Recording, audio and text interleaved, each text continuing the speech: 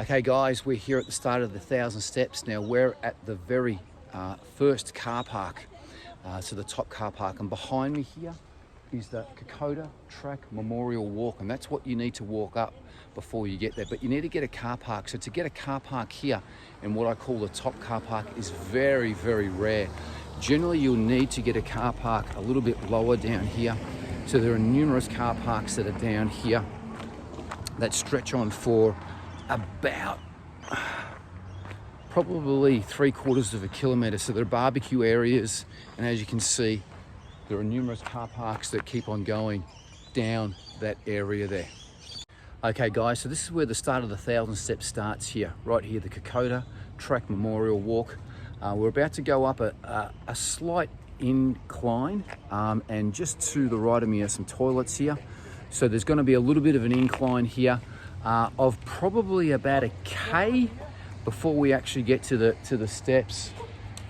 We'll ask these guys, excuse me, how long is it? How long do you think it is until you get to the actual steps? I think so. It's more than 30 minutes.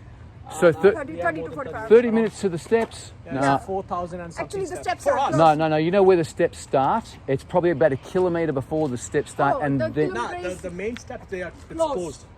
the main steps are closed. Is under construction. So we have to go to the live track, track. On So the that one- left-hand on the left-hand side. side. And that's okay. That's a little bit harder than the steps. But just going like from here to where the steps start, would you say it's about a kilometre? More than a kilometer. More It's than a 1.5. 1.5. 1.5 k's to the steps start. No, not to the steps. They're all the way on the top. Yeah, I know, but will you walk on a slight incline to the?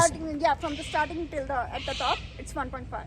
Okay, but how long until we get to the steps here? From here, it's just like around 2 minutes. 2 minutes? Yeah, Yep. less than Okay. 2 minutes. Excellent. Thank you very much. No worries. Let's Bye. let's go and do 1,000 steps. Okay, so he said it's 2 minutes to the step start. Now, I didn't want to say that, but I've been here hundreds of times, and it's more than 2 minutes. So let's go on the watch here. Let's go on the tag. Hoya, it is 35 past, as you can see. I'm going to walk to the start of the steps and I'll tell you what the time is. So from the lower car park to the start of the actual steps, we'll see how long it takes. It's all beautiful along here. Not there are generally some sort of cafes you can buy things, but it doesn't seem to be open because it is quite late. It is saying that the 1,000 steps are closed, so there is a Lyrebird track which is along the side. There is a little war memorial here to my right hand side here as well too, with all the diggers, and that's just to do with the Kokoda track, and the Kokoda track is in Papua New Guinea. That's just over there, and yeah, so I'm walking on a tarred track here for the moment, and I'll let you go, and I'll let you know when I get to the base of the actual 1,000 steps. But it's absolutely amazing. Have a look at these trees behind me, guys. Just absolutely beautiful. Now this walk is going to be a little bit tougher than the waterfalls track. So it's going to be a little bit harder than what we're basically doing. The waterfalls track was a quite easy trek. Now they've got this blocked off here. So it looks like it's under construction or something. Anyway, I'm going to see whether we can get around this. This is the track to actually walk up to the 1,000 steps, and it's about a 45-degree angle. It's not easy, but again, we will time it, and I don't want to say anything about those guys and girls back there, but I reckon it will take me about 10 minutes before I get to the top of the actual stairs where the stairs start. Okay guys, I've walked from the car park, from what I call the upper car park, to what I call the start of the stairs. And this is the area at the start of the stairs here. So as you can see, this is officially the start of the stairs. So this is the plaque that you'll see. And on the Tag Heuer is exactly 15:15, and I didn't stop. It was quite a tough walk. The angle was quite hard, probably about, I think you call that 45. And it was about a kilometre and a quarter, I'd be saying. So again, it took me quickly 10 minutes walking from the lower car park to the upper car park. We're about to head up the start of the 1,000 steps here. I'm going to actually stretch. I feel a little bit tight here. I should have probably stretched in the car at the car park. But I'm going to stretch here, have a drink, and then we're going to head up. We're at the base of the 1,000 steps here on Mount Dandenong. This is the third thing that you want to come and do and see when you're at the Dandenongs. It's one, I love it because it's fitness. I love staying fit. I really love it. It's fantastic. As I said, it was a quite a hard walk, 10-minute walk from the top car park to the start of the stairs. Just a little bit of a brief history about the 1,000 stairs. It was constructed in 1900, around the same time as the Puff and Billy Belgrave to Gemrook railway line as well too. Now, it was constructed by the locals to get to the top of this hill because there are great views from the top of the hill. It's getting a little bit dark now. Now, it was originally constructed, the stairs now are constructed with concrete and stone, but they were originally constructed with these ferns. So as you can see, these ferns here, these trunks of these ferns, they cut the trunks of these off, and that was the first original steps for the 1,000 steps. And then as it gained more popularity in the 30s, they ended up having wooden steps. Now, obviously that didn't last that long. And in 1950, these original concrete and stone steps were built, and we're going to head up there. It's getting a little bit late, a little bit dark, but I'm very, very lucky because there's no one here, because it's actually blocked off because of some reason. But I snuck around that, so there should be no one walking along this track. We're going to see how I go all the way up. Now, I've tracked this track many, many times. Please, even in summer, always wear some good runners with this because it does get slippery. A lot of people do run up this. The fitness freaks run up and down it. It's pretty hard. You want to have a good range of fitness. If you're unfit, you can get up there, no problems, but you're going to need to take it slow. But up is very, very tough. And on the way down is tough on the knees with the pressure on the knees. But what we're going to do is we're going to go up the stairs, and then we're going to come down the Lyrebird track. So the 1,000 stairs is really what I would be calling to the right-hand side of the mountain, and the Lyrebird track is the left-hand side. It's just that way. Now, the Lyrebird track hasn't got any steps on it. That's all it is. It's just a flat track that cars can basically go up and down. No cars go on it, but just in case you don't want to do the stairs, you can take the Lyrebird track back down. Let's go up here. Now, I haven't counted the stairs, whether they're 1,000, but I'd be presuming if it's called 1,000 stairs, it'd be called 1,000. I'm not going to count it. And the stairs kind of start sort of small like this to start with. They're quite sort of small steps. But as we get towards the top, which is great, so it's a bit of a reward. As you get towards the top, the steps get twice as long and as large. And I'll actually film the steps when you get to the larger steps. And that's great because that means you're about 80%, 90% on the way to the top. So let's go up there. It's beautiful. There's some birds here. There's not going to be anyone on this trek. I'm going to have a little bit of a drink and then we're going to get going. Okay, so here we go, guys. It is 5 to 8 on the Tag Heuer, and I'm going to time it to see how long it takes us to get up there. Now, I'm going to do this pretty briskly, okay? So I'm not really going to stop. I can see why it's been closed because a lot of these bars here that are to my right-hand side have obviously been hit by trees and crushed. As I said, we had some really wild storms in October, and some of them have been broken all the way through here. As you can see, they're broken. So when these limbs come through, and now I can sort of see why it's been closed, because there are lots of trees down here like this. So this is going to take me a little bit longer than what I normally would have expected, because I'm obviously going to have to navigate a lot of trees. So I'm going to turn this off because I'm going to have to just go over the top of these. You can see they're all broken here. So it will take a little bit longer, but I've sort of stopped and talked. It's a beautiful little creek down the side here. But it's not too bad. I thought that maybe it was worse. And I'm surprised that the storms were in October. And I'm surprised that the government hasn't come and clean this up quicker, because it's such a popular tourist attraction and the locals love it. And particularly with the pandemic, people want to come out and they want to exercise. And this is the most beautiful place to come for a walk. It's quiet. The air is so fresh. There's just nature everywhere. There's birds chirping. It's actually a lyrebird, I think. It is.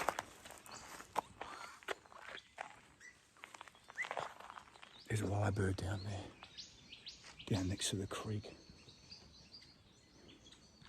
He's in the water.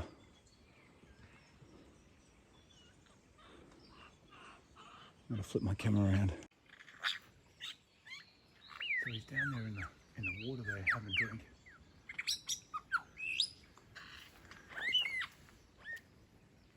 See him moving. That branch might just be in the way. He's just behind that branch. He's having a beautiful scene. That's why he's called a lyrebird. Might break out into a kookaburra.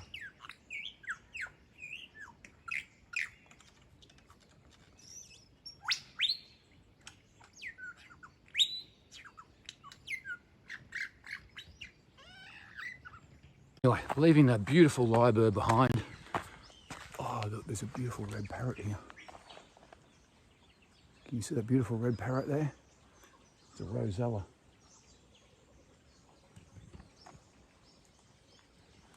I can see whether we can go backwards and get him. Not catch him, but get a bit of view of him.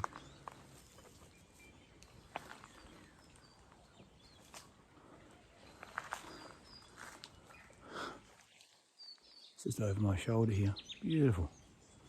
He's a rosella. Oh. I'm not watching where I'm going. I hope there's not a step behind me. Oh, and off he goes.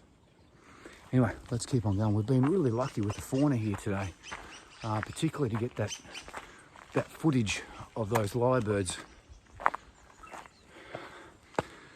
But I'm going to keep on going unless I find some other fauna here.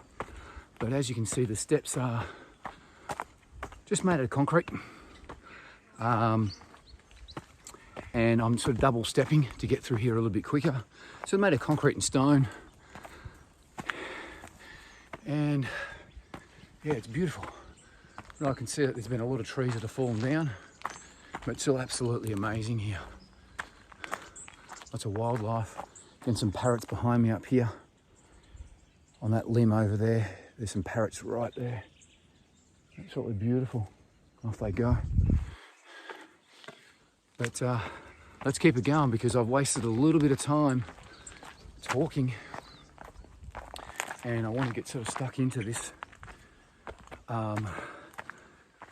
so I can give you guys a true indication of how long it takes to trek up 1,000 steps here in beautiful Mount Dandenong. Now guys, I've only been trekking up here 5 minutes, but have a look at this awesome view. So I'm only maybe a quarter way up, but out in the very distance, that's Port Phillip Bay. So you can see the dark line in the very distance, that's the land, and the further part of that is Port Phillip Bay. Absolutely beautiful. There is a bit of damage to some of these paths, and that's why it is closed. And this is January 2022. As you can see, a lot of these poles have been hit. This is stinging nettle, guys. Don't touch this, okay? It's going to give you an awful rash. But you know, a lot of these poles have just been all bent up, and that's why they've obviously blocked all this area off from this fallen tree here. So, and you can clearly see what these are made from. We're just a mixture of concrete and stones, and we're going to keep on keeping on. Hey guys, so we're going from the small steps up to what I call the semi-celebration steps, which are these larger, wider steps here. And that means we're nearly towards the top. Now that's taken me about 12 or 13 minutes to get to this area here, but this is a great sign, because that means we're nearly towards the top. Have a look at this awesome view, guys. This is absolutely amazing. I'm about 14 minutes up the track.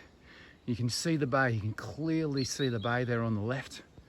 Let's try to, it's panning out, it's panning back in, but this is an awesome view. And that mountain right in front of us there is Arthur's Seat.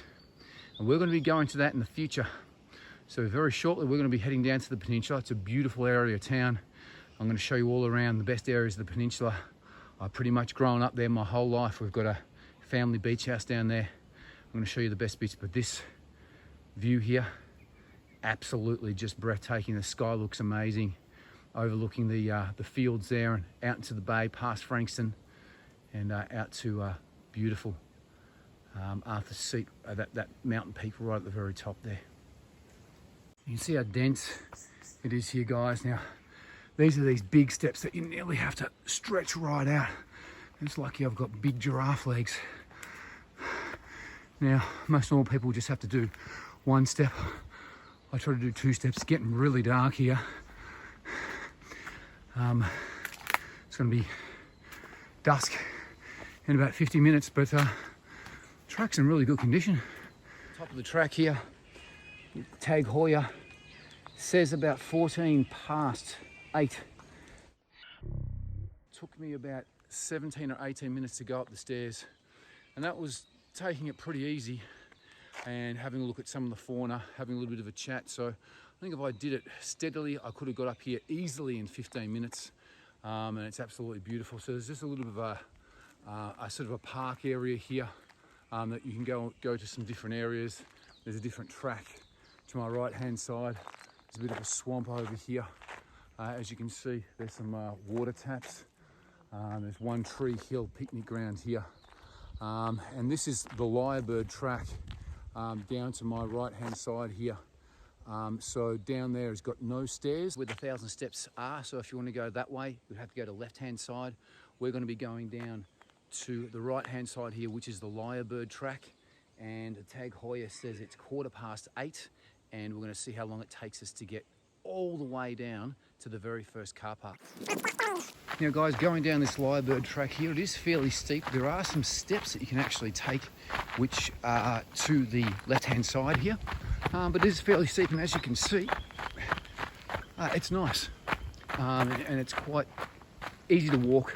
This is a lot easier than going down the steps. As I said, going down the 1,000 steps, there are beautiful views here that you're getting of the country of Melbourne here. Just stunning. Wow. That's absolutely amazing, isn't it? Have a look at that. Geez, just beautiful. A lot easier on the knees walking down here. I've got bad knees. I've had a knee operation when I was younger, and I do martial arts. But it's a lot easier walking down here than walking down the steps. It puts a lot more pressure on the knees, but absolutely beautiful here. The air's fresh, it's cooled down, and I'll check in with the time when we get to the very bottom. Okay, so I'm at the intersection. Over here to my right hand side is where you take the 1,000 steps. Over to my left hand side, which is actually my right hand side, this is my left hand side, is the Lyrebird track. So I've gone all the way through here, and I started at exactly 35 past 7 from the lower car park. It is now exactly 8:30. So it took me 10 minutes to get from the start of that track to the start of the 1,000 stairs. And then it took me, I had a bit of a stretch there, so I had a bit of a break, had some water, and I left there at 5 to 8, and I got to the top of the 1,000 steps at about 18 past 8. I came down the Lyrebird track. Now, I didn't do any of the steps. I went down the actual track, which is probably a bit harder, and it took me exactly 15 minutes to get to the intersection here, and probably 17 minutes to the lower car park, which is just about another 20 meters in front of me. So it's absolutely great. So, and I would call myself very fit, above average fitness. So I was going at it pretty quick. I didn't stop at all the way through. So A complete turnaround of that without stopping will take you about an hour. So I'm here at the start, and what an absolutely fantastic day. So I've showed you the highlights of the Dandenong ranges, and wouldn't it be great just to go to Belgrave, have some breakfast, catch the puffing billy, go all the way to Gembrook, have some lunch in Gembrook. It's a 2-hour turnaround. Come back, you can go to the Lyrebird track. I'm just walking through here, the Kokoda Track Memorial Walk. You can go to the, maybe have some scones in Sassafras, go to the waterfall track through Sherbrooke Forest, have a leisurely walk, come here, have a little bit more of a walk up the 1,000 steps. You've got some fresh air, you've got some exercise, you've seen some great sights, you've had some leisure time sitting on the puffing billy, you've eaten some great things, and you could probably all do this in one day. So it's a great day trip here. You could probably do this all in one day and be back in Melbourne in time for dinner. So that's it. Hope you've enjoyed the day with me today, and please leave some comments if you agree with anything, disagree with anything. If you enjoyed it, click like and subscribe to keep up with all of our other videos, and much love. Thank you very much for watching.